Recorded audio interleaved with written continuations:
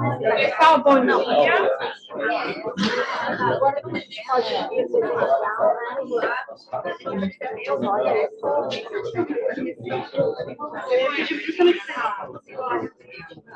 Pessoal, bom dia. A minha não, né? Bom dia, pessoal. Com emoção aqui hoje, que tivemos um problema tudo sob controle agora. Então, obrigada aí pela paciência de vocês. Vamos começar, então. Em primeiro lugar, queria agradecer a todos pela presença. Hoje, casa cheia, literalmente, né? Obrigada aí aos palestrantes, a quem eu já vou apresentar. Então, eu me chamo Ana Paula Zamper, eu sou a diretora do Programa de Inteligência Artificial para Executivos. Antes de eu falar do evento, eu queria falar por que a gente está aqui, por que a gente decidiu fazer o evento, aí a gente fala do evento e fala dos palestrantes. Nós temos aqui na Sampol cursos executivos, temos 5 cursos que são destinados ao público executivo. O público executivo, leia-se, C-level, CEOs, conselheiros, acionistas, ou seja, todo o grupo diretivo, de fato, de empresas grandes ou pequenas, enfim, de conselhos. Dentro desse portfólio de cursos, um deles é o Programa de Inteligência Artificial, que é o programa o qual eu tenho o prazer de liderar já por 2 anos. Eu tenho uma carreira de 31 anos em tecnologia, trabalhei na IBM por 31 anos, mudei minha vida, saí do mundo corporativo faz 2 anos, e desde então eu sou aluna da Sampol desde 2018, e lidero o curso aqui faz 2 anos. E, além disso, eu sou conselheira, enfim, faço algumas outras coisas. Qual que é a ideia desse programa? A ideia desse programa é falar sobre inteligência artificial para executivos que não são necessariamente nativos em tecnologia. Eu digo necessariamente porque, em algumas turmas, a gente até tem CTOs, que buscam sair, eles até brincam, falam, mas você é um CTO, você entende tudo, né, de tecnologia, de IA. A resposta deles é, eu entendo do lado hard, né, do lado de programação. Eu não entendo da questão da liderança, dos riscos, da estratégia, das integrações. Então, é um pouco nessa linha. A ideia do programa é mostrar um pouco o dia a dia relacionado à inteligência artificial. Então, a gente começa o programa com a aula de dados, que é o professor Mussa que nos dá essa aula, e ele vai falar um pouco sobre dados hoje aqui para nós. É a base para a gente poder entender, aprender e maximizar o nosso uso de tudo relacionado à tecnologia, principalmente IA. Passamos para IA, e eu gosto de dizer que nessa aula os alunos saem daqui meio frustrados, né? Porque eles chegam aqui achando que a IA é um ser divino, e termina a aula, a gente acabou com a expectativa de todo mundo, falando que a IA não é um ser tão divino assim, né? A IA, ela não é tão inteligente, não é tão artificial, né? Então, ela depende da gente para fazer tudo que ela faz, temos nós humanos aqui por trás. Então, a gente acaba com essa expectativa de que é um ser divino, frustramos os alunos aqui nessa aula. IA generativa, o programa novo, a gente altera o programa a cada turma, está entrando para a 6ª turma, e tem uma preocupação grande com o Mussa, que é o nosso reitor aqui, e diretor acadêmico, e sempre está buscando a novidade, o melhor que tem no mercado para a gente trazer aqui com relação a temas e palestrantes. Então, a cada turma é uma turma diferente. As turmas novas têm sempre um modelo de aula diferente, um conteúdo diferente, uma tratativa diferente, mas sempre ao redor do mesmo objetivo, que é a inteligência artificial. Então, os alunos das turmas anteriores são convidados a participar dessa aula nova, ou dessa interação com o professor novo, de tal maneira que o grupo vem sempre nesse modelo de atualização constante, ou seja, a comunidade vem vindo aí juntas e atualizada desde a primeira turma. Exemplo para vocês, quando a gente começou, acho que na turma 2 ou 3, metaverso, né? Super hype, aula de metaverso. Turma 4, final da turma 4, a gente tinha metaverso na grade. Os alunos perguntavam, por que metaverso? né? Está na grade, mas por quê? Então, a gente falou sobre metaverso de uma maneira reduzida, trouxemos a IA generativa. Continua o curso. Muita discussão sobre riscos, ética, privacidade. Trouxemos uma matéria que é riscos relacionados à tecnologia para conselho para C-Level. Então, essas são as alterações e atualizações que a gente vem fazendo e até os próprios alunos nos dão feedback. É bem legal. Eu diria que é mais do que... Isso aqui não é uma sala de aula que a gente faz, vocês vão ter um pouco a dinâmica hoje. É realmente uma construção coletiva de uma comunidade, é isso que a gente busca aqui. Então, essa é a ideia do curso. Eu estava até brincando, estava falando com a Maricela lá fora, que a gente ainda ouve, né? Muita gente perguntando, poxa vida, mas por que tem que fazer um curso sobre tecnologia? Por que tem que fazer um curso sobre IA? Não é só aprender o chat GPT e está tudo certo, né? Eu morro de ouvir falar isso, tá? Eu sou nativa digital, meu primeiro emprego em 1990 foi com inteligência artificial. Então, quando as pessoas falam IA é igual a chat GPT, transformação digital é igual a tecnologia, eu tenho vontade de cortar o pulso, né? Então, assim, não, infelizmente, chat GPT não traduz o que é o poder da inteligência artificial e o poder da tecnologia, que eu vou muito mais além. Hoje, por exemplo, eu estava vindo, e esse foi meu ponto do assunto com a Maristela. Parei em um sinal. Quem aqui passa pela Avenida Santo Amaro? Então, prestem atenção nisso que eu vou falar para vocês. Avenida Santo Amaro, quase esquina com a LPLD. Tem aquele banner que passa filme, eu não sei o nome. Primeiro filme, Nomad, Will Smith. Legenda. Troque de moeda tão rápido quanto Will Smith troca de idioma. Fiz o paralelo com o que eu vi ontem na televisão. E a propaganda é Will Smith sendo dublado, e ele fala, inteligência artificial me dublou. Na televisão, e ali não fala uma palavra sobre dinheiro, investimento, empréstimo, nada. Só tecnologia. Próximo filme, Banco Mercantil. A tecnologia se adapta a você. Na internet, no YouTube, toda a propaganda do Banco Mercantil agora se chama influência digital. Então, meu ponto com ela hoje era, se alguém ainda acha que não tem que aprender, ou pelo menos entender o mínimo relacionado ao que a gente fala sobre tecnologia, está ficando para trás, né? Esses dois bancos, falaram sobre banco, eles estão falecendo uma propaganda de posicionamento, de captação de clientes, obviamente, né? E não fala de dinheiro. Então, é uma coisa maluca. A propaganda dos dois é toda embasada em tecnologia. Então, deixo aqui a minha provocação para vocês com relação a isso. O curso, ele é um curso todo focado para executivo, então a carga horária é bem adequada a isso. E um ponto super importante é esses cursos executivos, temos 5 aqui, eles têm uma parte que é chamada módulo internacional.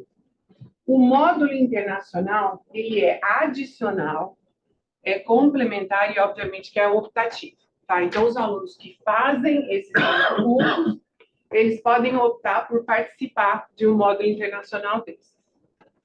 Eu sempre que posso participo, Betina é uma que participa também, tem mais alunas aqui. Quem mais que participa? Enfim, a gente costuma participar. Esse ano a gente vai ter na China, e a ideia do módulo é trabalhar um pouco, eu diria que tem 4 temas, né? Eu vou tentar traduzir no ESGT e liderança e inovação, porque são temas que estão todos conectados. Você não trabalha na inovação sem liderança. Você não trabalha na inovação sem que você traga algo de sustentabilidade, algo de preocupação com a questão ambiental, social e etc.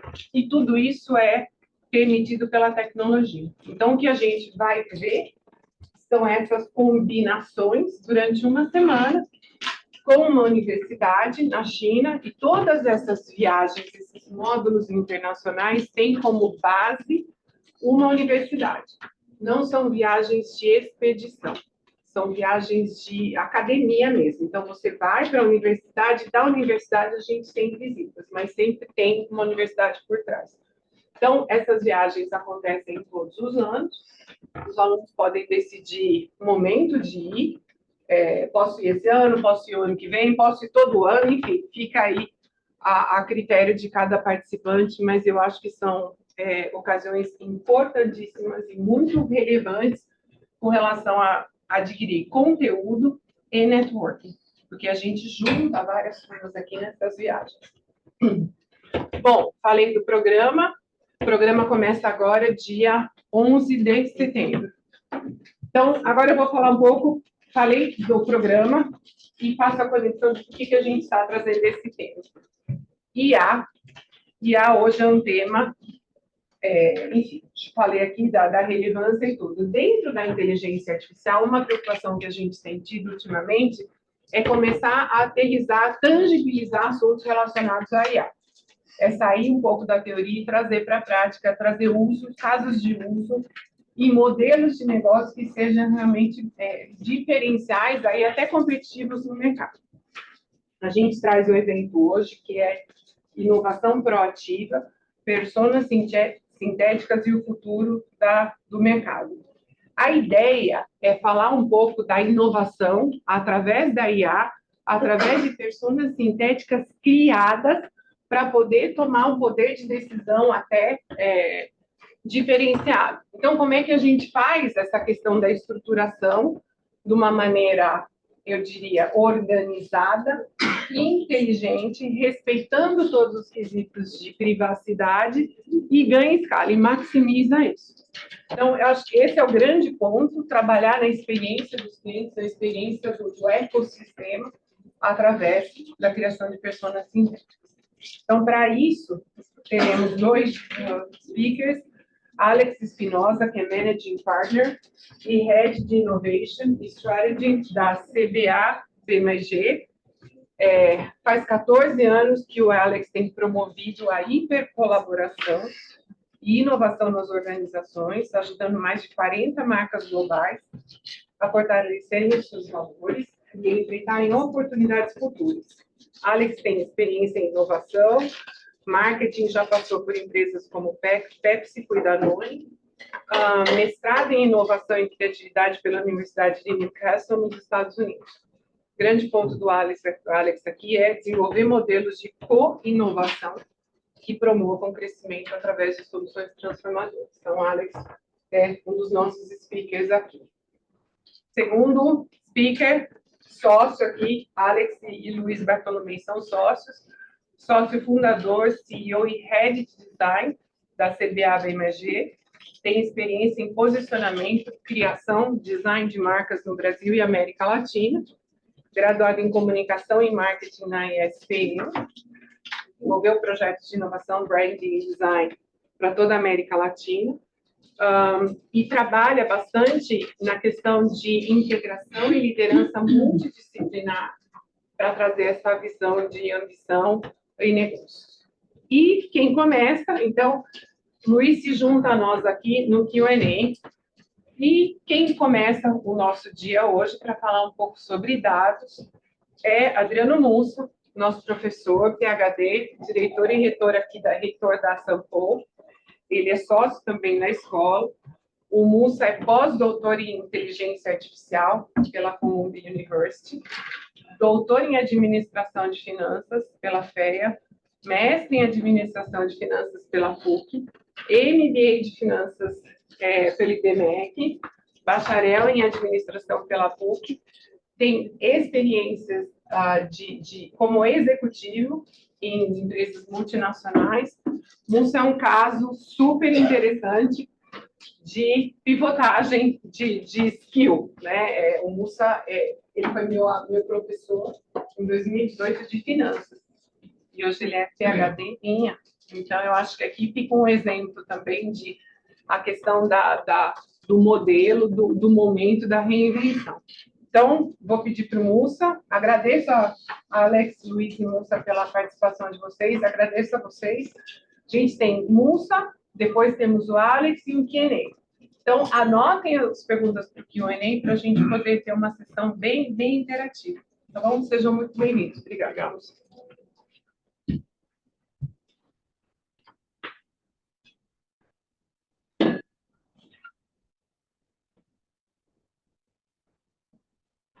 Bom dia.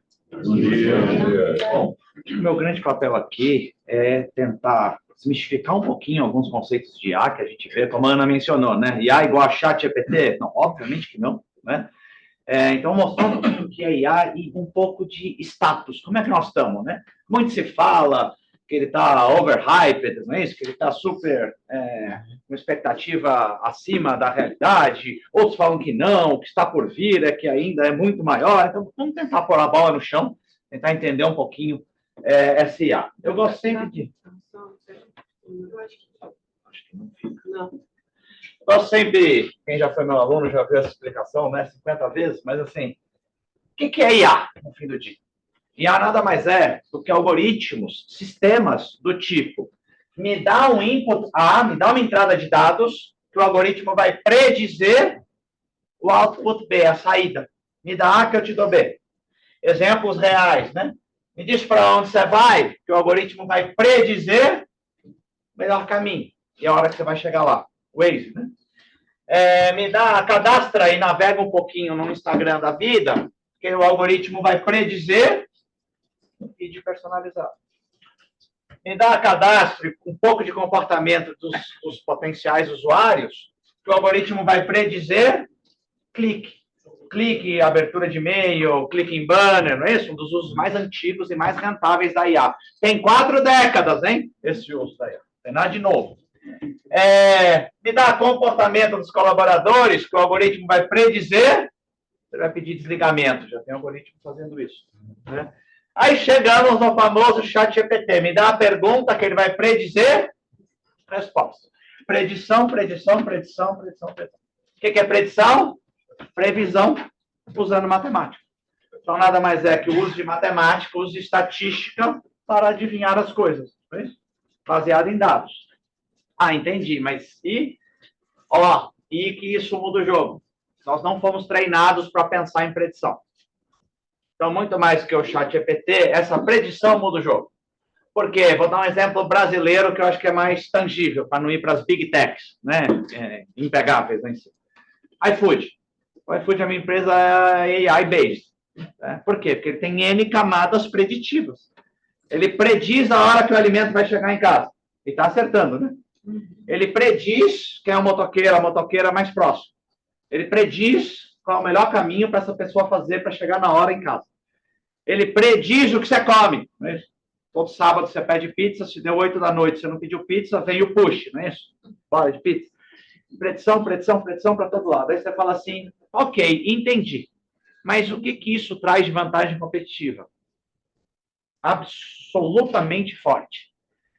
Se nos derem, temos aqui uma sala cheia de gente multidisciplinar e muito boa. Se nos derem $1 bilhão, não conseguiríamos competir com o iFood. Algumas coisas a gente compraria. A gente compra uma equipe bacana para fazer o melhor app do mundo, não é isso? A gente compra desenvolvedores, pessoal de UX, de UI, vai dar tudo certo. A gente contrata os melhores entregadoras, dá melhores condições, eles vêm. Não é isso? A gente compra os contratos de exclusividade, se tiver, porque cai toda hora no Brasil e volta. A gente compra. O que a gente não compra? Os dados. E mais do que os dados, o uso desses dados há pelo menos 1,5 décadas tentando fazer predições. Significa que a gente precisaria de $1 bilhão, um monte de gente boa, em uns 5 anos, que é o tempo médio que o algoritmo leva para ter uma acurácia legal de predição. Para bater o que o iFood bate de 92%, 93%, 95% de acurácia. O que é acurácia? Assertividade, né, na predição. Então, isso é muito poderoso. Só que o problema é que a gente vai precisar de 1 bi mais 5 anos, só que o problema é que nesses 5 anos o iFood avançou mais. Fica impossível competir. Percebe? IA é jogo, por isso que o pessoal fala, né? IA é jogo de um jogador só, ou de poucos. Preferencialmente quem sai na frente de forma consistente. Então, não é que os dados são o novo petróleo. Eles podem até ser o novo petróleo, desde que eu utilizem modelos, e modelos demoram para ter uma boa acurácia. Então, assim, se eu pudesse pedir para vocês ficarem com alguma coisa até aqui, eu pediria para ficar com essa expressão. O que é IA? Máquina preditiva. Máquina nem é tão bom, né? Porque não é hardware, é software. Então, é algoritmo preditivo, mas eu uso máquina no sentido de um bicho preditivo. Maravilha. Se entendemos que IA é só predição, agora a gente afunila para o subgrupo mais famoso da IA, a generativa. Não é o melhor, mas é o mais famoso. Algoritmos geram, por isso que chama generativo, né? Conteúdos usando o que aprenderam com os datasets existentes. Que datasets são esses? A web, né? A internet. Só que, como toda IA, se é IA, é predição. Se é predição, é probabilístico. Pode estar certo ou pode estar errado, certo? Exemplos de generativa, tem um monte. ChatGPT, o Gemini, ou o Bard do Google, que é o ChatGPT do Google, Dolly, Midjourney, aí vocês conhecem. Centenas. Bom, vamos afunilar de novo. O que é, então, um ChatGPT? A gente fala que ele é um LLM, é um Large Language Model. IA é o grupo maior.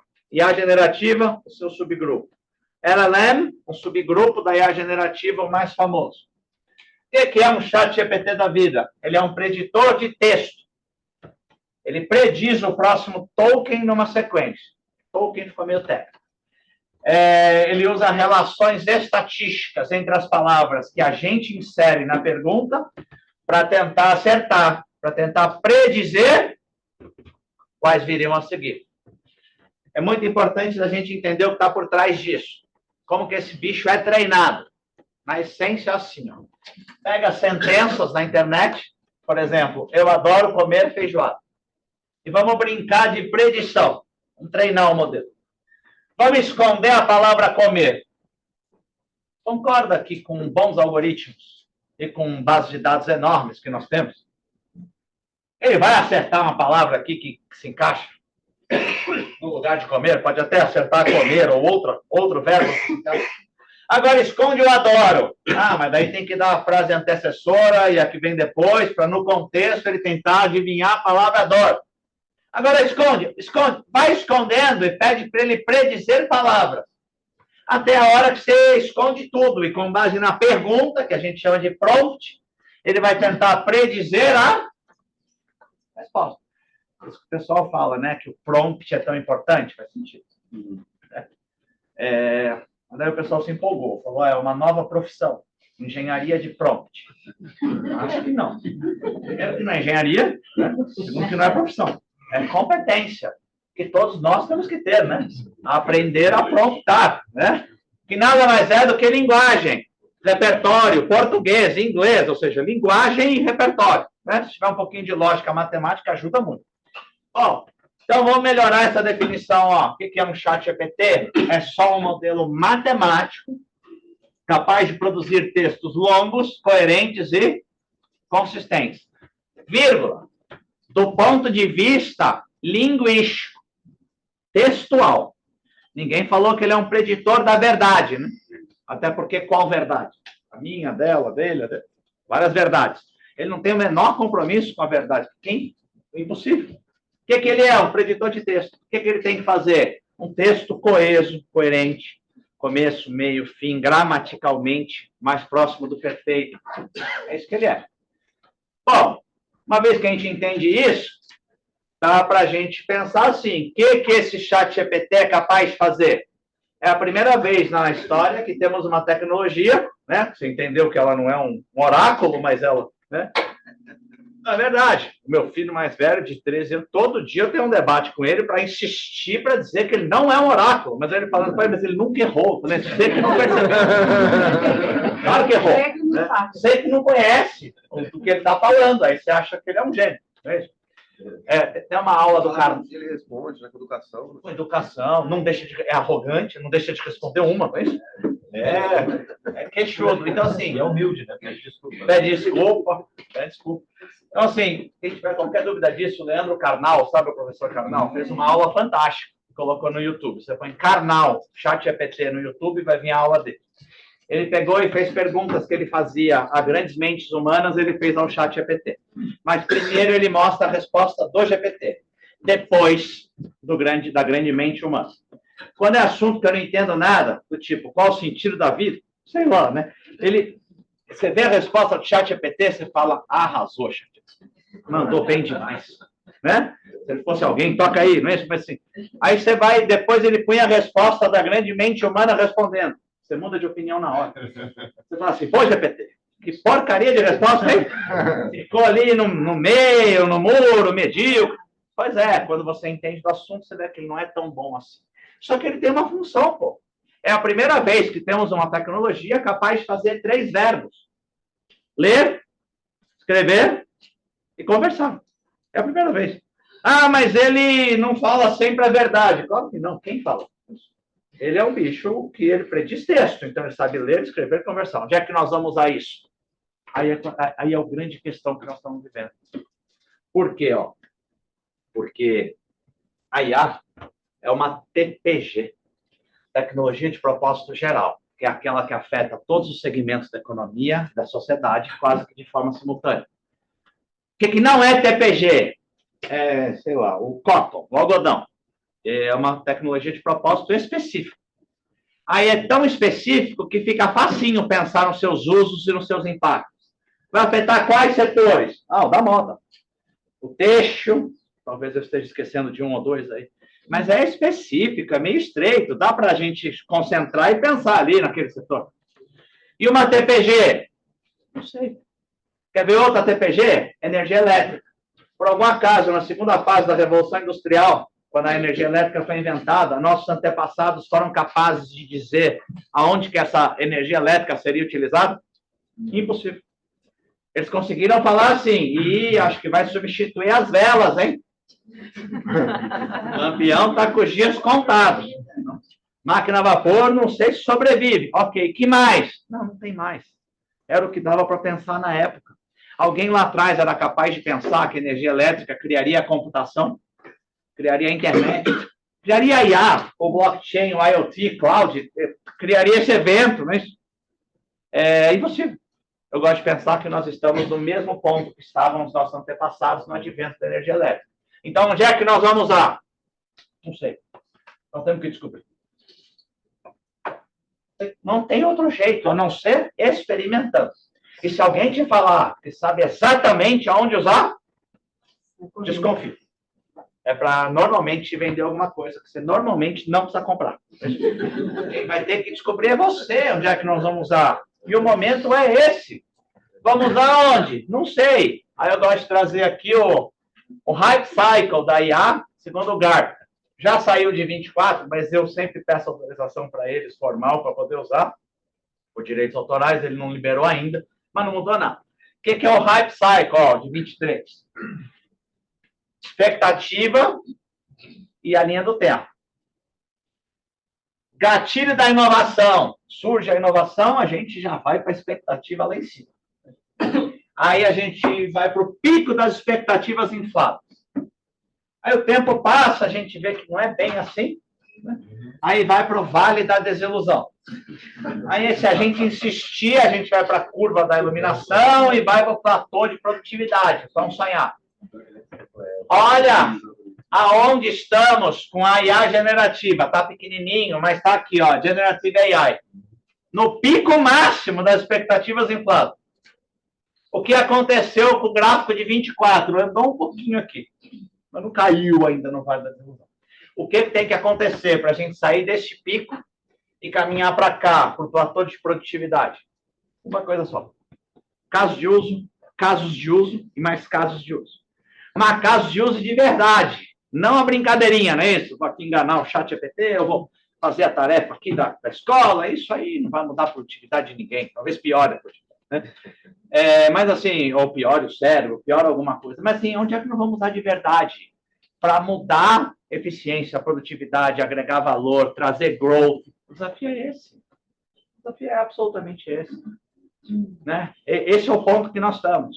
Por isso que eu fico tão feliz, né, quando eu vejo casos como o que eles vão apresentar aqui para a gente. O Luiz e o Alex vão apresentar. Por quê? Porque é um caso de verdade. de uso efetivo que pode criar valor. Então, casos consistentes é exatamente o que a gente precisa agora. Todos nós precisamos de casos consistentes de uso para ver onde é que isso aqui vai parar. Não sei se vocês viram, mas sexta-feira o Goldman Sachs mudou a previsão dele. O Goldman Sachs tinha falado que a IA ia ser generativa, só ela vai criar 7% de PIB mundial, uma pancada. Eles fizeram um ajuste e falaram assim, acho que está overhyped. Acho que está, não sei, não estou vendo caso de uso, estou vendo muito barulho, né? Ele falou muito barulho, muito blá, blá, blá, e pouco caso de uso efetivo. Por isso, o que a gente precisa? Caso de uso. Né? E é com essa bandeira que a gente que eu passo aí a bola para os colegas, para o Alex, para que vocês vejam aí um caso de uso que eu achei fantástico, bacana, para vocês analisarem, entenderem, criticarem, né? Tudo está passível de crítica, mas acho que para, principalmente, explodir aí a nossa cabeça em potenciais usos, né, análogos ao que eles vão apresentar, que a gente possa ter. Beleza, gente? Então, muito obrigado e passo a bola aí para o Alex. Obrigado. Que ajuda? No, só compartilho aqui a tela. Deixa eu adelantar. Estou aí. Perfeito. Bom, bem-vindos. Desculpem meu sotaque, sou mexicano. Vou tentar que todo mundo veja as telas. Vamos a falar um pouco. Aproximadamente há 13 meses, a gente, dentro da CBA, começamos esta jornada, este apaixonamento pela inteligência artificial generativa, como fala a Musa, ¿no? Al princípio creíamos que iba a resolver todos os problemas, pouco a pouco temos ido, ¿no?, entendendo que vai resolver muitos problemas, mas não necessariamente todo. Mas vamos a falar um pouco sobre o poder das pessoas sintéticas e a evolução dessas pessoas sintéticas para agentes de negócio, ¿no?, que realmente puedan trazer valor para as empresas. E muito rápido, uma versão muito mais soft de que é inteligência artificial generativa para nós dentro da CBA. Para nós, como lo estamos vendo, é como se fosse nosso sexto sentido, ¿no?, que nos ajuda a predecir, ¿no?, antecipar algumas necessidades. É como se fosse nosso GPS, nos ajuda a literalmente, não somente a guiar o caminho, sino literalmente a criar novos caminhos, novas possibilidades que podemos estar abraçando. Para a gente, como estamos vendo inteligência artificial generativa, a inteligência estava a expandir nosso cérebro, como a eletricidade, ¿no?, expandiu nossos músculos. Ou seja, com a eletricidade pudimos carregar mais peso. Com a inteligência artificial generativa, nosso pensamento se vai tornar muito mais poderoso, ¿no? Literalmente, é quando você junta essa inteligência sintética com a inteligência humana, que o resultado, ¿no?, da essa inteligência aumentada, que é como nós estamos chamando. E essa é esta inteligência aumentada, a suma da sintética com a humana, a que nos permite, literalmente, abordar problemas complexos de uma forma inovadora. Sempre vai dar certo ou não, mas há que tentar, há que experimentar e há que sempre ver essa inteligência aumentada. Nós, em CBA, a gente sempre fala, não importa qual é o desafio de negócio que você tenha, ¿no?, a inteligência artificial generativa te permite criar uma exponencialidade de possibilidades, avaliar as mismas, e esse resultado, sim, precisamos curarlo, precisamos refinarlo, porque vamos a ter uma solução que realmente seja mais eficiente, mais produtiva e mais efetiva, às vezes mais poderosa. Por isso, ¿no?, para a gente, temos que ver a inteligência artificial, ¿no?, generativa como nosso copiloto, como nossa mão direita. Não é o substituto da gente, mas sim nosso copiloto que nos vai permitir fazer pesquisa, analisar, comunicar-nos, criar várias coisas, entre algumas outras coisas mais. E para a gente, esse é o poder que tem esta nova inteligência artificial generativa. Agora, começando a falar um pouco mais de pessoas sintéticas, imaginemos que podemos, em um mundo virtual, ¿no?, espelhar o mundo real. ¿No? ¿Para quê? Como falávamos, para predecir futuros cenários. Isso é o que fez NVIDIA, ¿no?, que hoje é uma das empresas mais valorizadas no mundo, ao momento de criar, ¿no?, su gêmeo digital chamado Teja, están en la versión 2.0, que no es más que predecir las mudanzas, los impactos en las mudanzas climáticas que van a existir a través de la observación para poder, ¿no?, tomar acciones en la vida real, ¿no? Y si nos podemos literalmente espelear la Teja, ¿no?, ¿por qué no podemos espelear las personas reales? Y es así como literalmente Reid Hoffman es el cofundador de LinkedIn. Él entrenó a una inteligencia artificial generativa, usando solamente ChatGPT, y lo entrenó con los datos, que es bastante importante. ¿Qué datos? Las palestras, los libros que le desenvolvió. ¿Para qué? Para poder predecir algunos comportamientos, algunas actitudes que ele podía ter, ¿no? Então, desse jeito, já falávamos, históricamente, el ser humano, ¿no?, se tem expresado a través del escrito, de la voz, de imágenes. Y hoy, esa inteligencia generativa nos permite hacer lo mismo. Y eso abre oportunidades a lo que nos llamamos personas sintéticas. Y una persona sintética no es más que representa una persona o un grupo de personas con características y perfiles semejantes. Más, lo que nos permite es simular ciertas preferencias, ciertos comportamientos.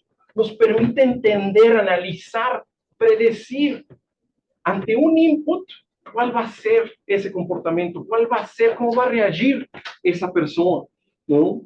Y de esa forma, ¿no?, lo que estamos viendo, y no solamente no, sino ya algunas pesquisas, ¿no?, que la retroalimentación que esa persona sintética te da, realmente llega a ser superior al average de la humanidad en términos de poder y en términos empáticos, ¿no?, de empatía, ¿no?, en literalmente contextos de relacionamiento, contextos sociales, como el trabajo, ¿no?, o en los propios relacionamientos.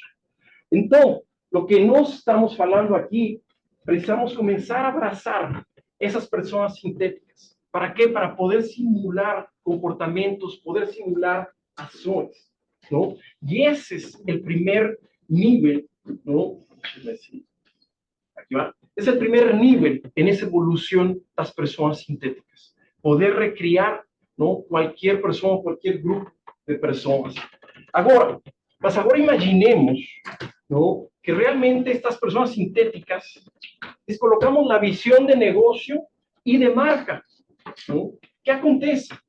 Lo que vamos a hacer, ¿no? O sea, lo que vamos a hacer es, a comenzar a hacer es, vamos a tener personas sintéticas de nuestro negocio, que van a estar siendo alimentadas con nuestra estrategia, con la información de mercado, cómo gerenciamos el portafolio, cómo se comportan los canales, ¿no?, con lo que hemos feito hasta ahora en la historia de la empresa. ¿Para qué? Para que realmente esta persona sintética de negocio te permita testar, criar, predecir cualquier desafío, cualquier necesidad de negocio, ¿no? Poder realmente simular los escenarios para poder tomar mejores decisiones y poder tener un mejor planeamiento estratégico, ¿no?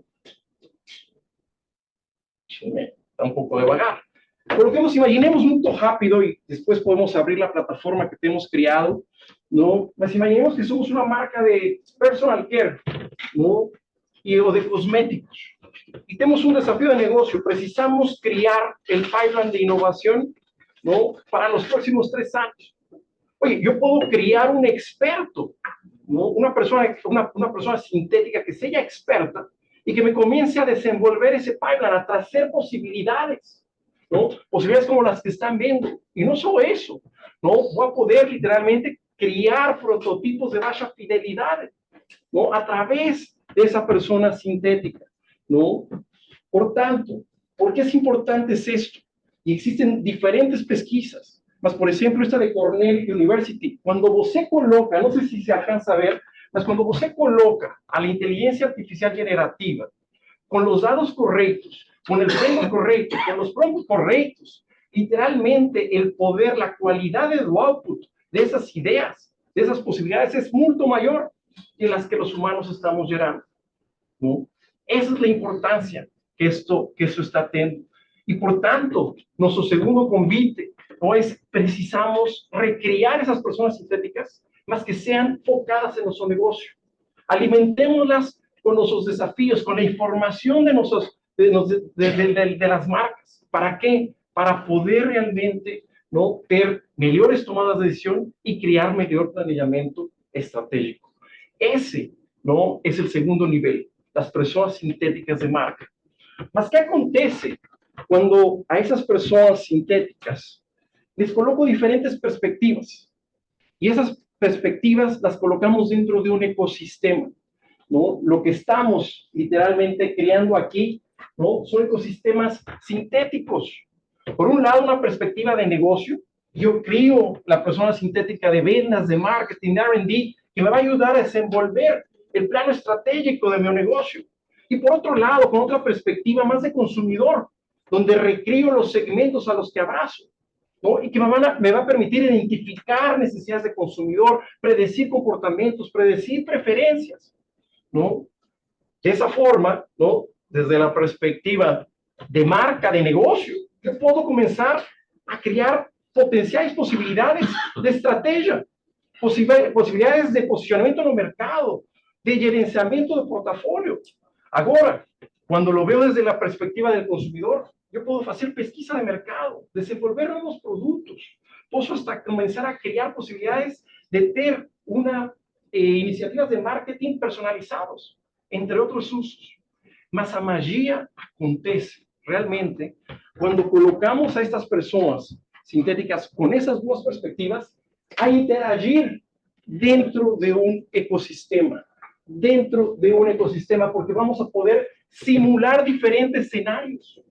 Y esos escenarios, ¿no?, nos va a poder llevar a tomar mejores decisiones, o por lo menos ver caminos que antes no teníamos visto.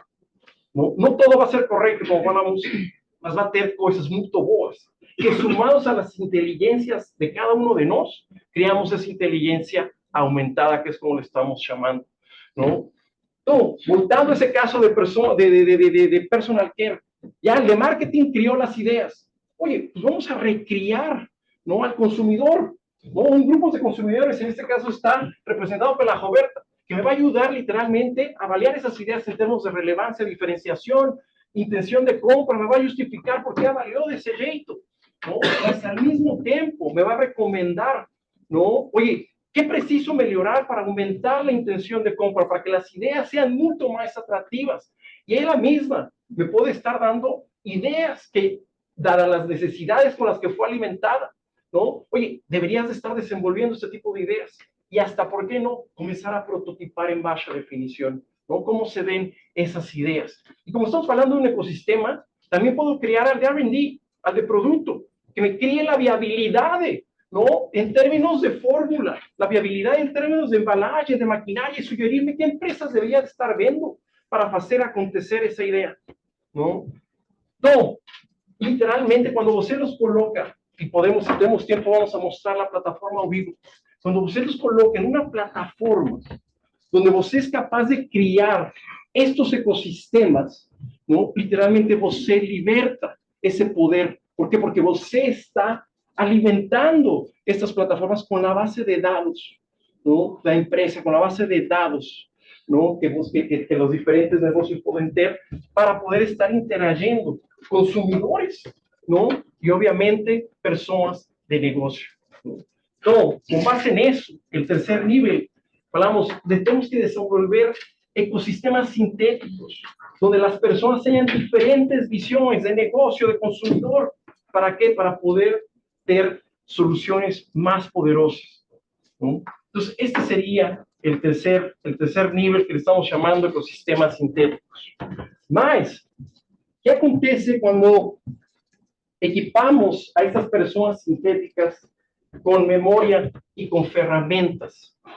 Lo primero es, se transforman en lo que se les llama agentes sintéticos.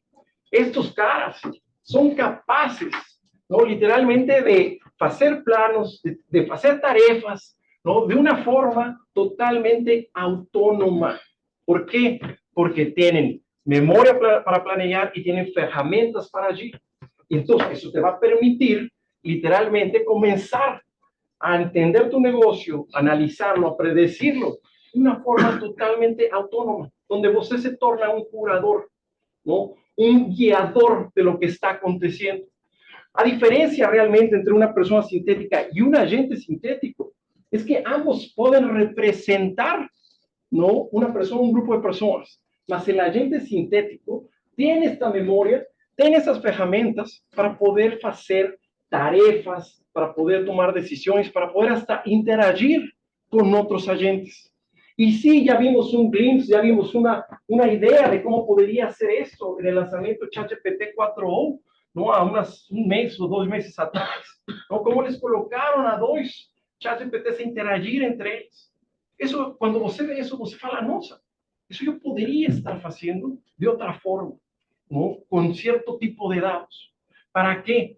¿No? Literalmente, para começar a criar um ecossistema totalmente autónomo que me permita estar ante cualquier desafío de negocio, cualquier necesidad de negocio, poder literalmente hacer que ellos creen soluciones que se refinan constantemente de forma autónoma, y por eso estar creando ciclos virtuosos de mejoría, ¿no? Donde estos agentes están constantemente refinando las diferentes soluciones. Y es a lo que nos estamos llamando empresas de agentes.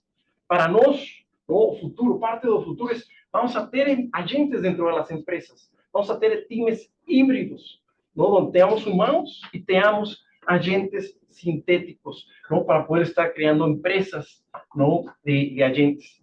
Mas como baixar esto? Deixa-me colocar um exemplo muito prático. Imaginemos que somos esta marca de personal care, ¿no? Y queremos reposicionar, ¿no? Nuestra marca. Lo primero que va a acontecer es los agentes de marca van a criarnos, van a ayudar a criar toda esa estrategia que esté pronta, ¿no? Que esté pronta para ser lanzada.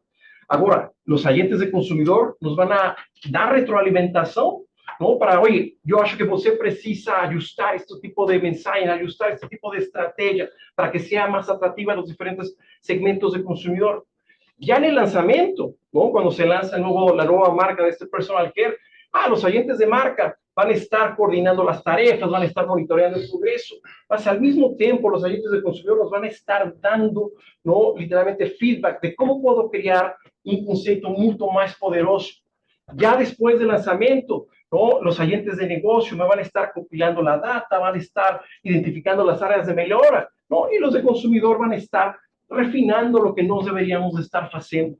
Al final del día, ter estas empresas de agentes o ter estos agentes sintéticos, lo que você va a asegurar es que no importa cuál es la solución que você tenga, en este caso fue el posicionamiento, mas esa solución va a permanecer relevante, va a permanecer atractiva.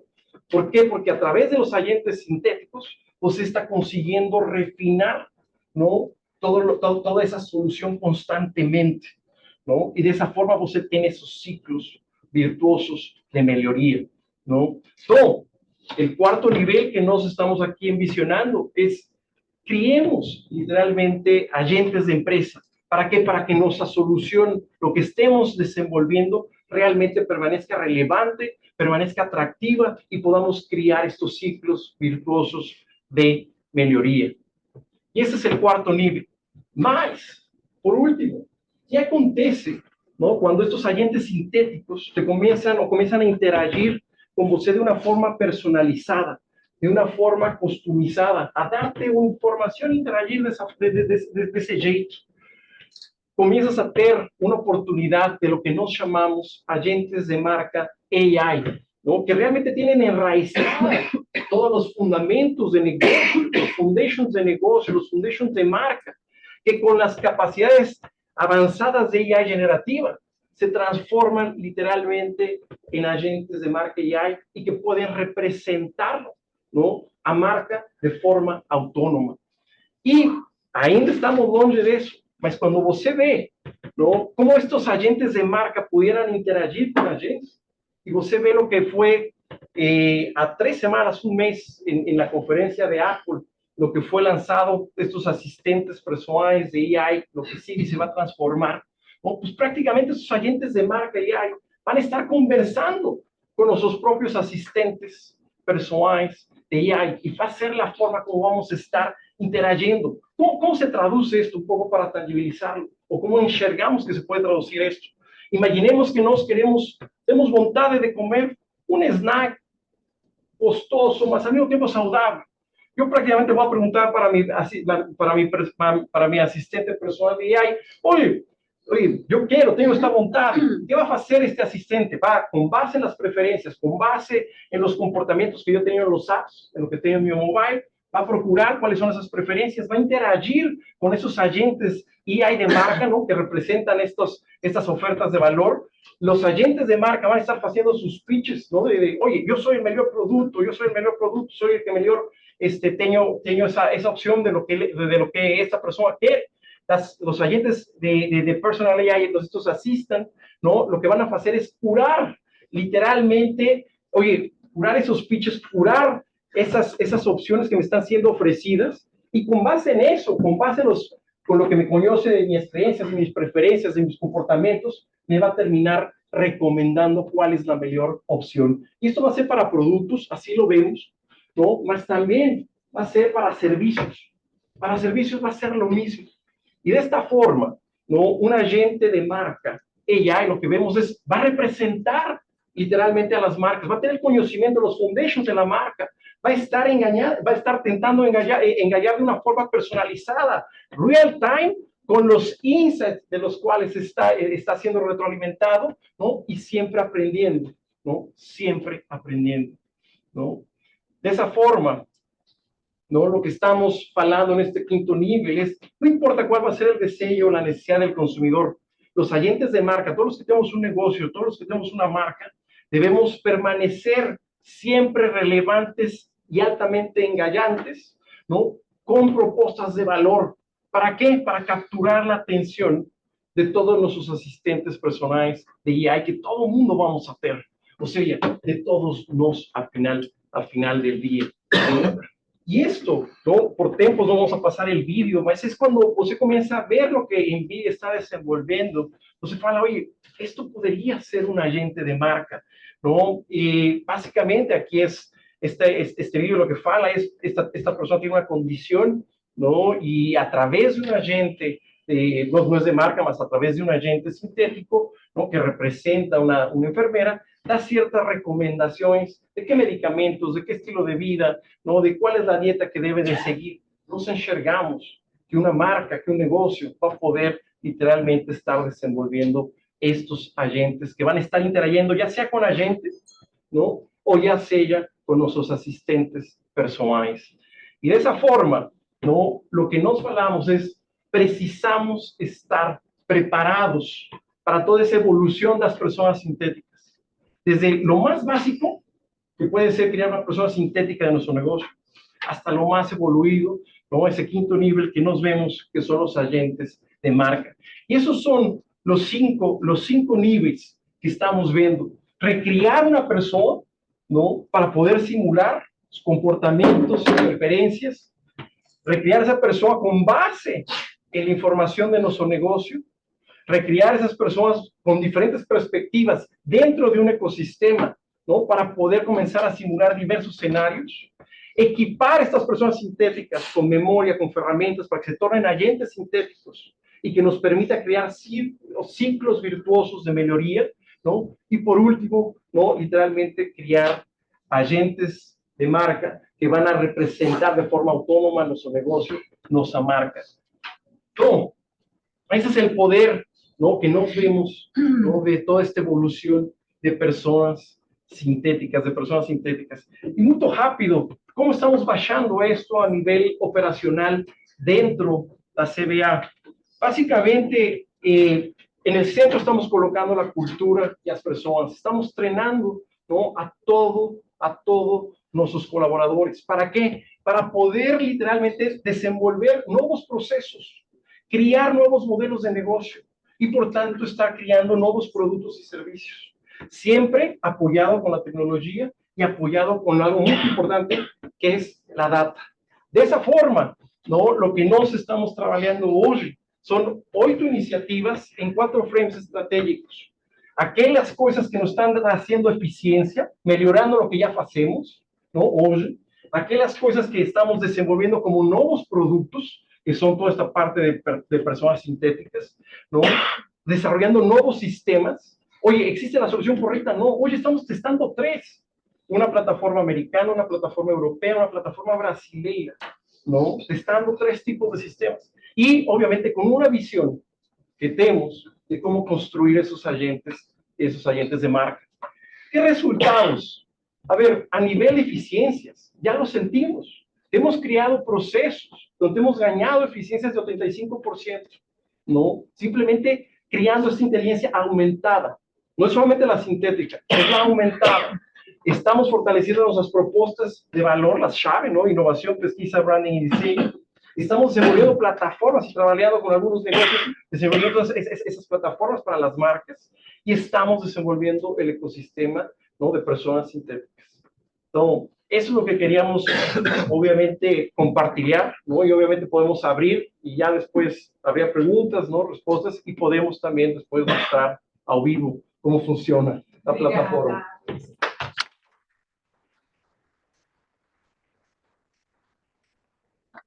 Também para o final que a gente começa Q&A. Já tem perguntas, tá? Perfeito. Vou mostrar vocês aqui com a organização das perguntas. Quem quer fazer a primeira pergunta? Vamos lá. Vamos lá. Bom, primeiro, super parabéns aí pela apresentação e por trazer esse conceito de inteligência aumentada, que está muito ligada a esse movimento de fato, usar a inteligência artificial para resolver problemas reais da humanidade. Então, muito bacana isso. E eu fiquei, na verdade, com duas provocações por enquanto.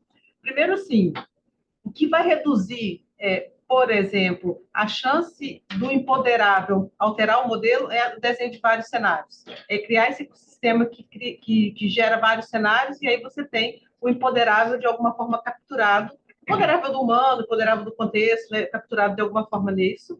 E o segundo, quando você trouxe esse uso de o agente de marca ligado ao assistente pessoal no celular, isso tem uma tendência de transformar o mercado publicitário, né? Da publicidade migrar, por exemplo, totalmente para esse one-on-one. É isso? Sim, totalmente. Assim, a gente definitivamente ainda não sabemos como evoluir as coisas. É uma visão que temos.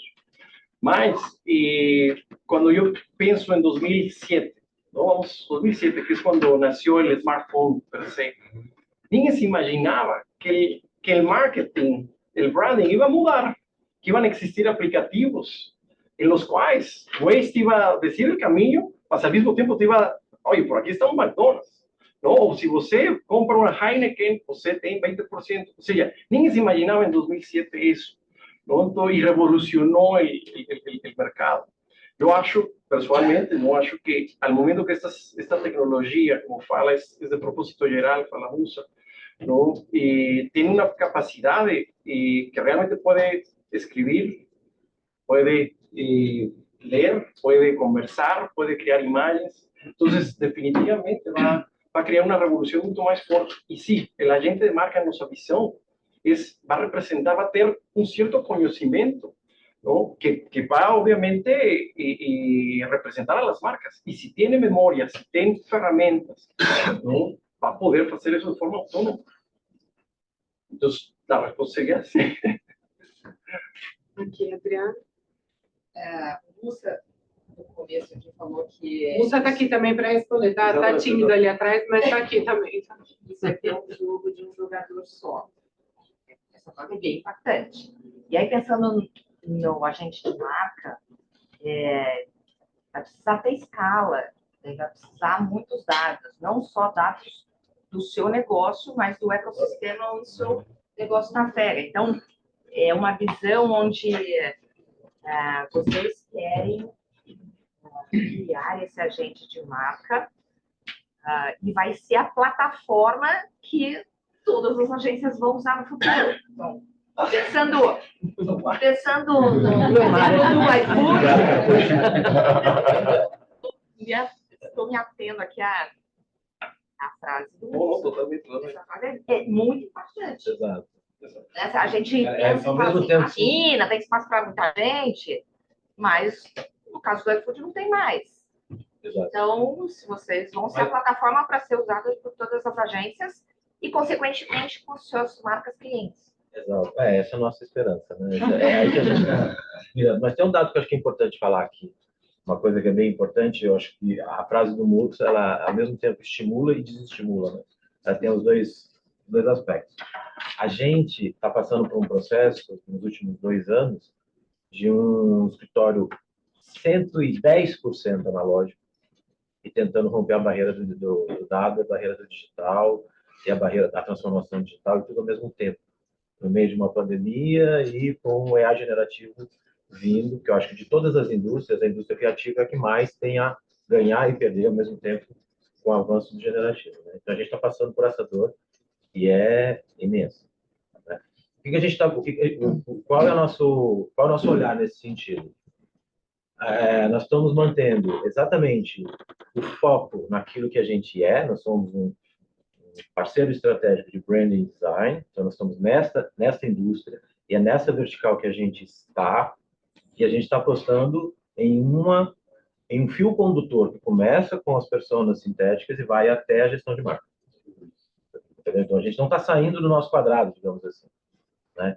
Que é uma crença que a gente tem, inclusive, nos nossos processos de inovação. A gente costuma dizer que a gente não acredita no olhar fora da caixa, a gente acredita no olhar fora para redesenhar a caixa e colocar toda a sua energia nesta caixa, mas meio que uma visão de vertical startupeira, para que você tenha o máximo de ideias com foco. Senão você dispersa e você acaba em lugar nenhum.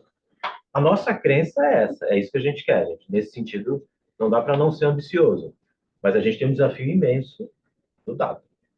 Né? E complementando, temos que ser muito humildes. A gente, nós somos uma empresa, nós estamos querendo ser uma empresa de tecnologia, mas de brand, não? Mas temos que alavancar muitas coisas que estão sendo desenvolvidas e não vamos ser sozinhos, não vamos estar sozinhos. Eu acredito, eu concordo, o iFood tem uma quantidade de dados incrível, mas a pergunta é como podemos criar disrupção nesse mercado de livre. Não existe todavía, ainda existe, sim, existe. Então, talvez não sejamos os únicos, também não acho que seamos os únicos que estamos pensando desse jeito. Nesse exato momento, a gente tem certeza absoluta que mais 20 mil escritórios da mesma indústria estão pensando igual. No mínimo. No mínimo. A questão é como a gente consegue fazer isso, como a gente consegue evoluir de uma forma que tem uma questão territorial, tem uma questão de mercado, tem uma questão de indústria, né? A gente tem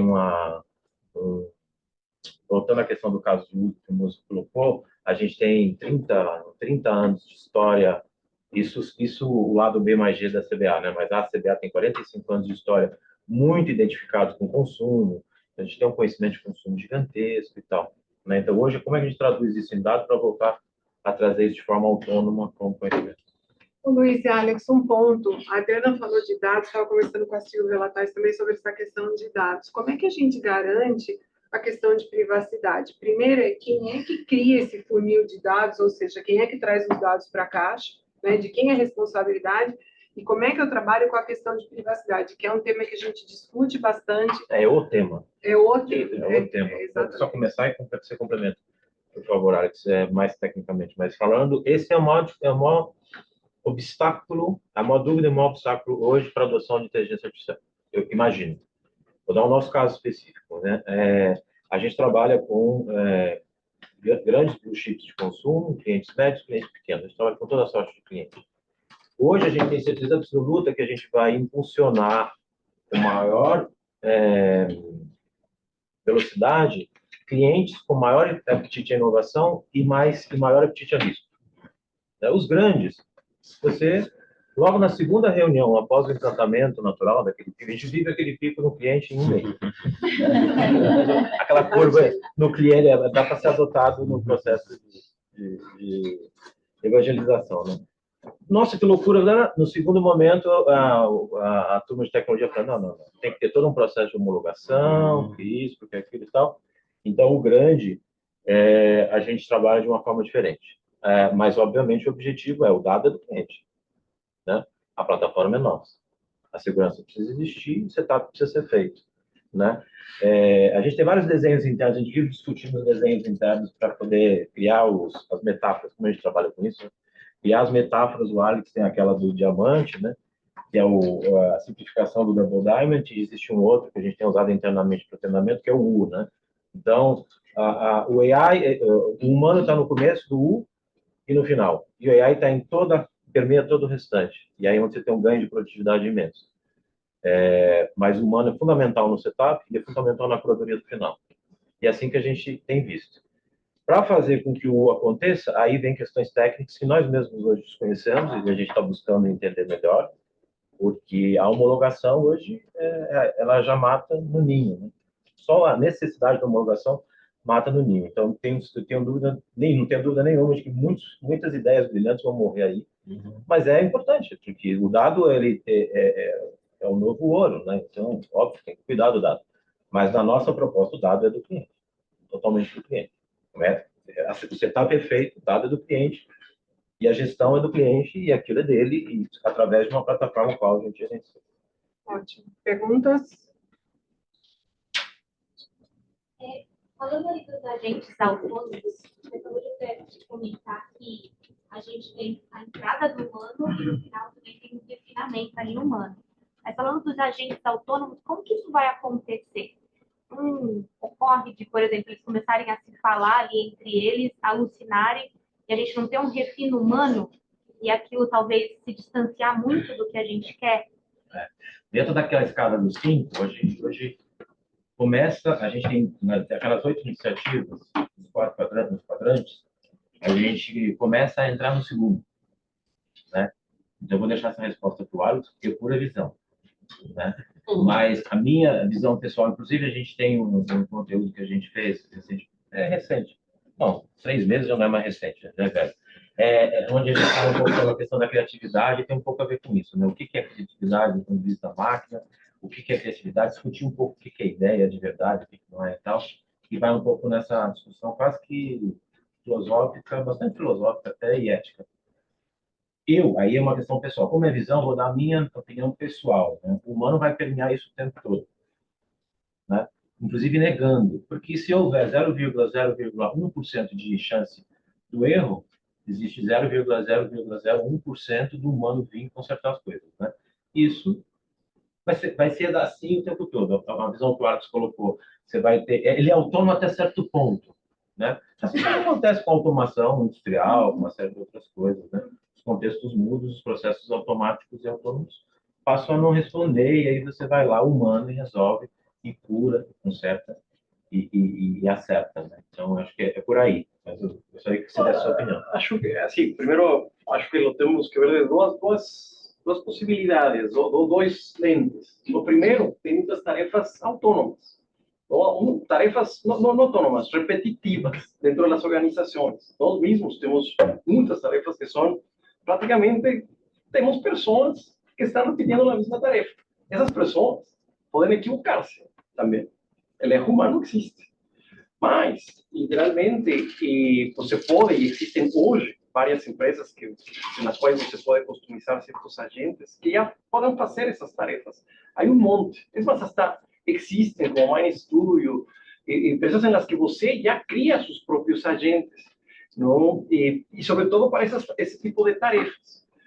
Agora, a interação que existe, a ver, se você hoje os modelos generativos, e aqui Musa talvez conheça hasta mais que eu, basicamente los que nós usamos, ou os que se usam tradicionalmente, como ChatGPT, todos eles, não têm memória de curto prazo.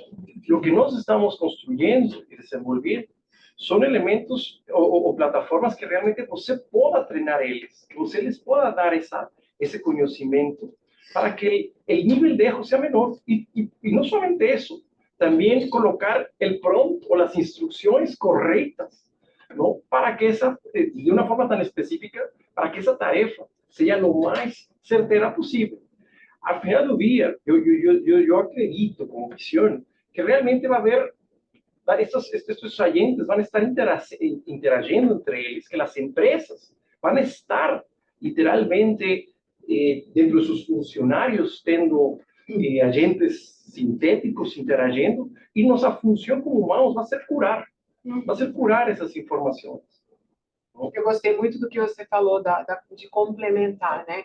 Eu acho que pegando um gancho aqui, até em uma coisa que você publicou no LinkedIn sobre essa questão da criatividade, talvez seja esse tipo que você está comentando. Sim. Acho que é um ponto super interessante, pegando o gancho da pergunta. A gente precisa desses agentes, né? A gente precisa dos dados para validar a relevância e a acurácia das soluções. Mas a gente precisa da intuição e da criatividade para definir qual é a melhor solução. Então, eu acho que aí é esse talvez, ou diamante, que a gente precisa de ter esse equilíbrio. Exatamente. E isso que a gente tem chamado como inteligência aumentada. E dentro da organização a gente fala assim, ChatGPT não te vai resolver as coisas, não, você não vai trabalhar por você. Então, eu falo ChatGPT por ser genérico, mas eu adoraria que trabalhasse por mim. Eu adoraria. Mas as plataformas que temos internamente, não, literalmente você precisa do conhecimento humano para que essa inteligência se veja potencializada. E isso é o que a gente chama inteligência aumentada. E se vê os efeitos. Por exemplo, em confusões tão simples como, oye, precisamos analisar mais de 50 documentos com 100 páginas em uma semana. Oye, antes eu tinha um time de 3 pessoas somente para fazer isso, não? E levavam 3 semanas, teníamos que mergulhar profundamente nos estudos, quando hoje, dentro de uma plataforma totalmente segura, não? Onde tiene ciertos cadeados de segurança, não? Literalmente, você coloca os estudos com certo tipo de prompts, com certo tipo de agentes que começas a criar, você consegue capturar insights, você consegue correlacionar os estudos. Te vai dar a solução perfeita, não, mas te vai reduzir de 3 semanas a 1 semana, com caminhos que você nunca tinha pensado. E é com a mesma acuracidade ou a maior, né? Porque o humano também não tem acuracidade. É um exagero muito prepotente, né? O ápice do ego humano é achar que quando o homem faz, está tudo certo, né? Então, não é bem assim. Mas dando só um pouco, fazendo link com esse texto que você viu, para a gente entender como a gente entende o tamanho da oportunidade, nas últimas décadas, desde a eletricidade, como você colocou ali, que as coisas começaram a ficar muito processuais, né? A gente confunde um pouco a atividade criativa com a atividade mecânica de geração de ideias, que de criativo não tem nada, que é essa discussão que eu tenho nesse paper, né? A gente consegue gerar uma tonelada de ideias usando métodos e frameworks e pronto, são ideias, né? Então, o que eu digo nesse texto é aquilo que a gente consegue formular, a máquina vai fazer. Você consegue construir uma forma, a máquina vai fazer, né? Que é o benchmark que o Alex mostrou aqui rapidamente. A gente coloca ideias humanas avaliadas por experts, ideias sintéticas avaliadas por experts, e os experts humanos avaliaram melhor as ideias sintéticas num determinado contexto do que as ideias humanas. Por quê? Porque as ideias humanas eram medíocres e as ideias sintéticas eram igualmente medíocres, mas um pouquinho menos medíocres. A grande ideia, a grande criatividade, a grande sacada, o grande insight que acontece nas nossas mentes e ninguém tem a mínima ideia, a não ser a energia pela qual ela passa no cérebro, vai continuar existindo e sendo necessária, e mais valorizada. Todo o restante, deixa os agentes fazerem, né? Então, vou usar um termo até pejorativo para os robôs, né? O quanto mais robotizado, como a gente costumava falar, porque não tem nada de robô aquilo, a gente foi transformando a atividade dentro de todas as indústrias, quanto menos a oportunidade do humano de atuar. O humano tem que voltar a aprender a ser humano e usar aquilo que realmente a máquina não consegue fazer. Porque são atividades que nem você lê 30 estudos, né, densos sobre os mais variados aspectos para poder entender o tamanho da oportunidade, usando frames de captura e tudo mais. Em 3 semanas, com 3 profissionais ultra seniors, e conseguir fazer isso com os mesmos profissionais em 3 dias, digamos, vai falar 3 horas, mas está exagerado.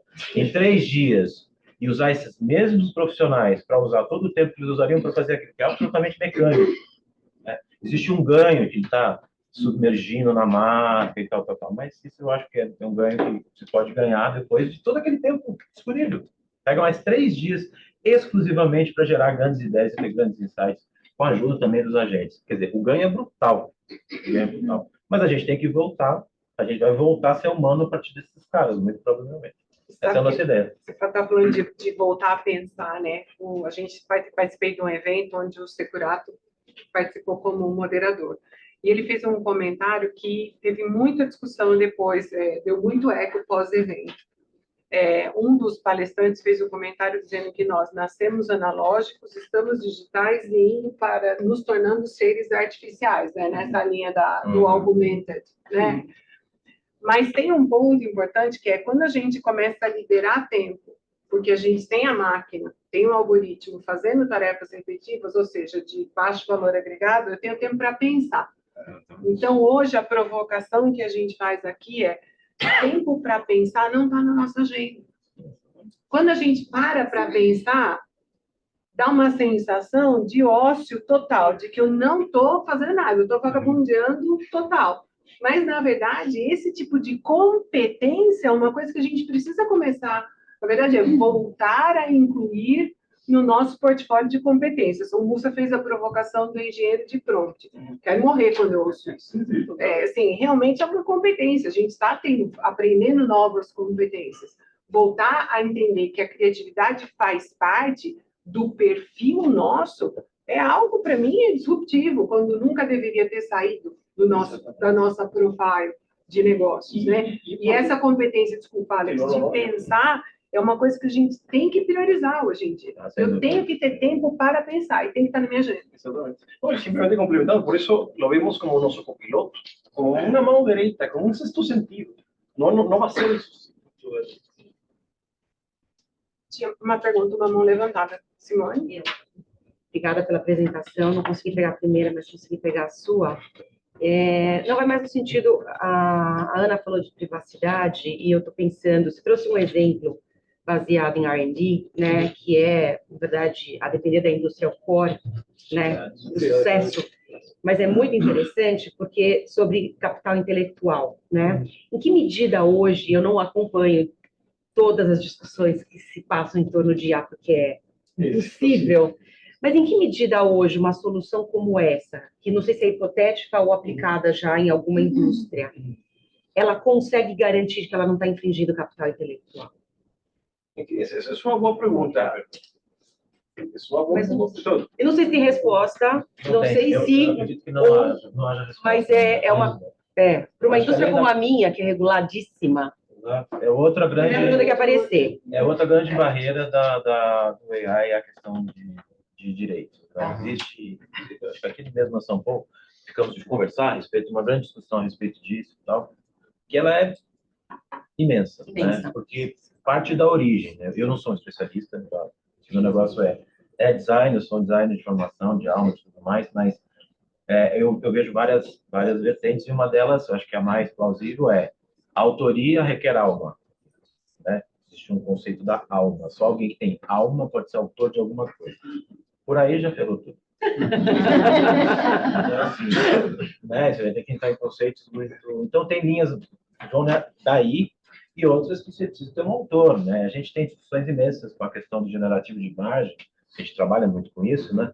E a gente tem usado muito mais para todas as imagens que vocês viram aqui, são imagens que foram criadas para geração de conceito, né? Mas elas não podem ser client-facing, né? Consumer-facing ainda, porque existe uma grande discussão de autoria. Então, vou dar 2 exemplos muito simples. Se não tem autor, não pode ser usado. Não tem como ceder direito, né? Isso é uma coisa.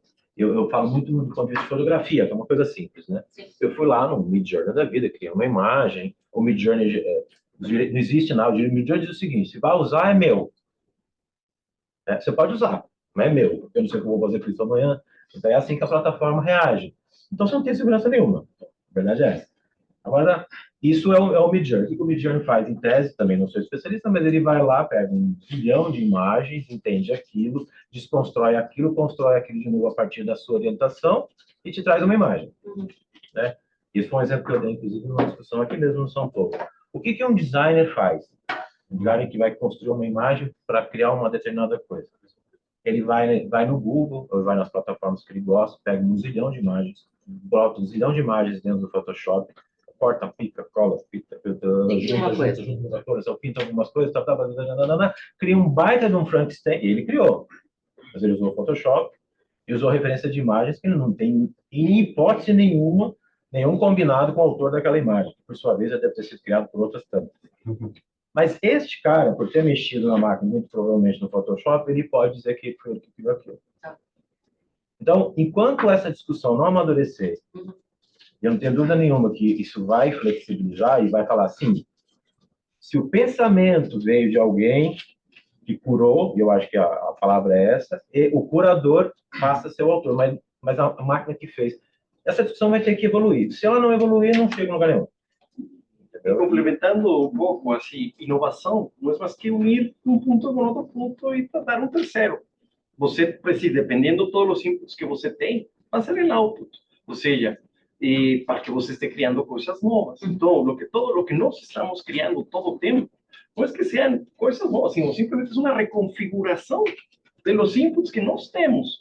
Então, por exemplo, neste caso, quando você vê estes modelos, estes LLMs, ¿no? Que têm sido treinados com muita informação que não sabemos se é informação que infringe algum direito autoral, mas você coloca as informações da empresa, ¿no?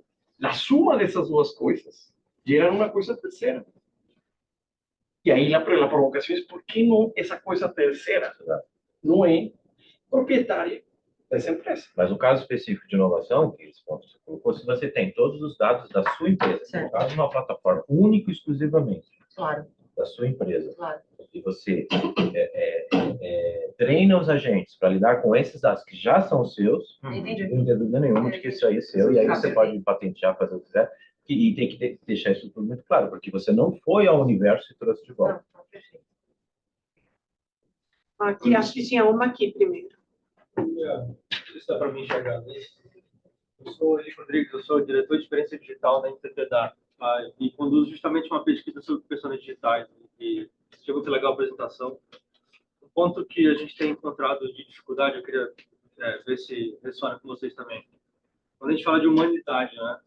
Para a parte quantitativa, eu crio personas à vontade, rodo pesquisas infinitas e sem muita dificuldade, né? O IPGE, a estatística normal. Quando a gente fala de representar um público real, aí outro dia eu estava trabalhando com um banco que queria representar um aposentado que complementa a sua renda com outro trabalho. Então, assim, a parte de história de vida, o complemento de renda, onde nasceu, o processo decisório e tal, isso tem sido o maior desafio que a gente tem encontrado. Né? Fazer um pronto de história de vida, de sentimento, de personalidade e tal. Sim. Queria perguntar de vocês se vocês têm encontrado algo parecido nos trabalhos de execução de pesquisa, ou se não, quais outras dificuldades vocês têm encontrado?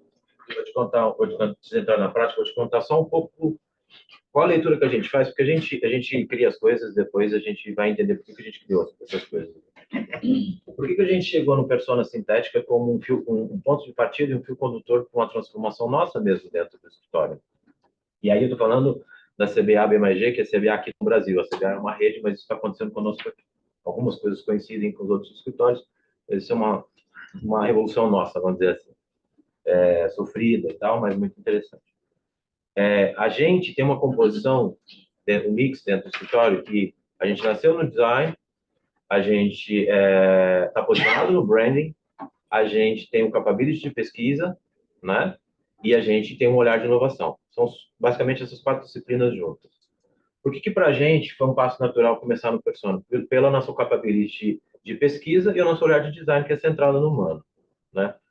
Para os nossos clientes, existe um produto muito simples que se chama persona, que é nada mais do que zilhões de entrevistas com o ser humano, jornada, imagina uma situação de consumo ou uma situação de compra qualquer, ou de uso de um serviço, a partir desses dados, coletados de forma qualitativa, super qualitativa, de forma qualitativa, ou seja, tem um olhar do pesquisador para tentar, através daquelas conexões, chegar a outras conclusões que são absolutamente aquele lado antropológico, né, da pesquisa de profundidade e tal, da etnografia, a construção de 1, 2, 3, 4, normalmente 5, 6 jornadas, para depois chegar a 3 principais, que representam um volume maior, mas certamente pode não pegar um cara específico, né, o outline e tal, e aí a definição de como é que essa jornada acontece.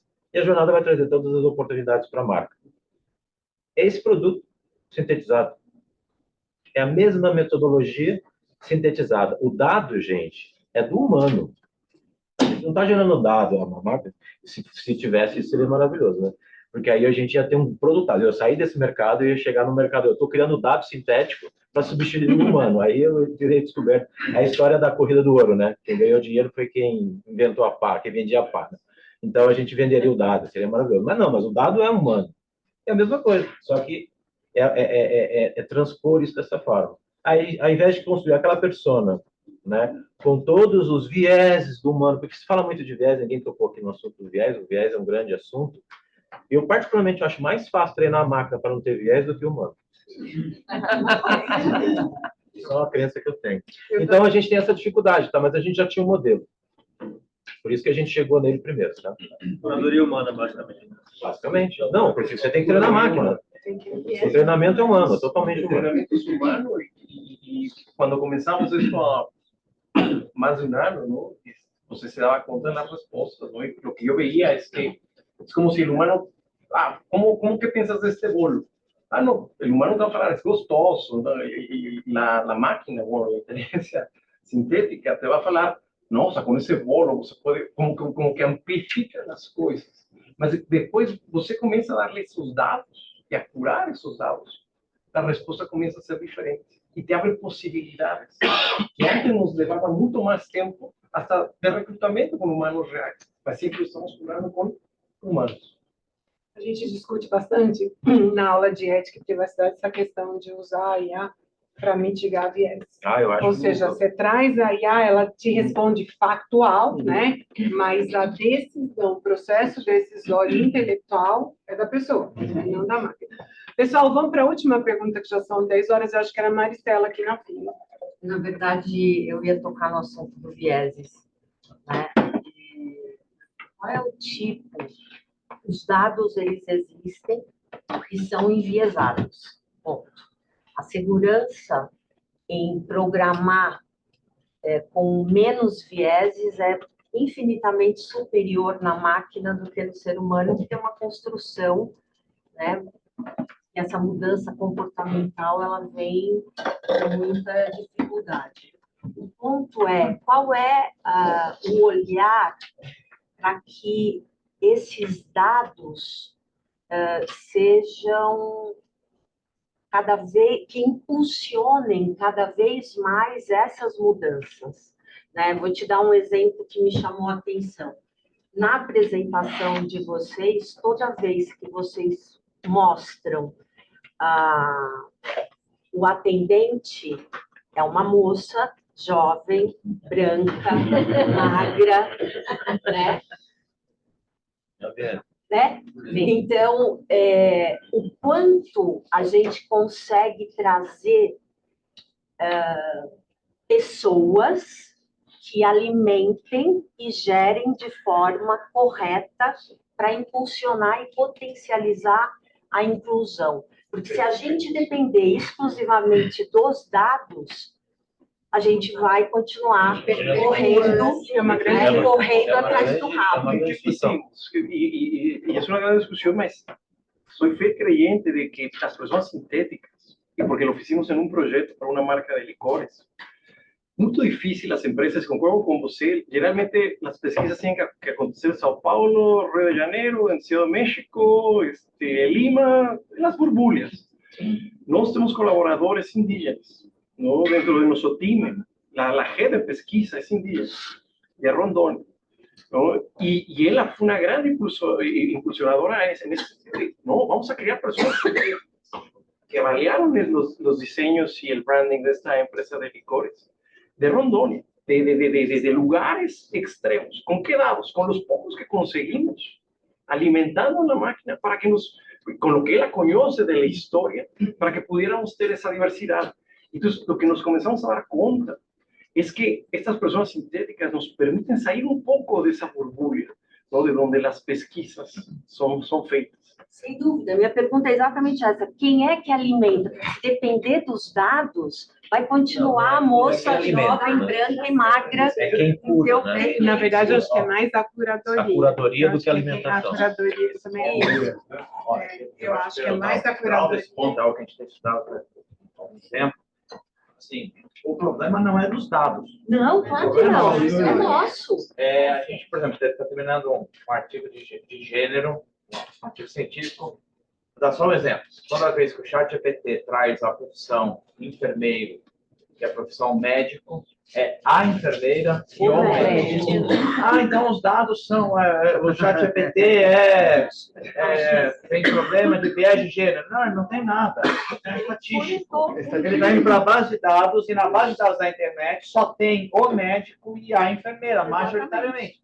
Então, só tem uma forma de você tentar mudar isso. É mudar a cabeça do ser humano, porque os dados só vão mudar daqui a 5 décadas. Se a gente mudar. É a intencionalidade. É a intencionalidade. Isso caminha pelo fato que o Alex colocou ali de equipe diversa.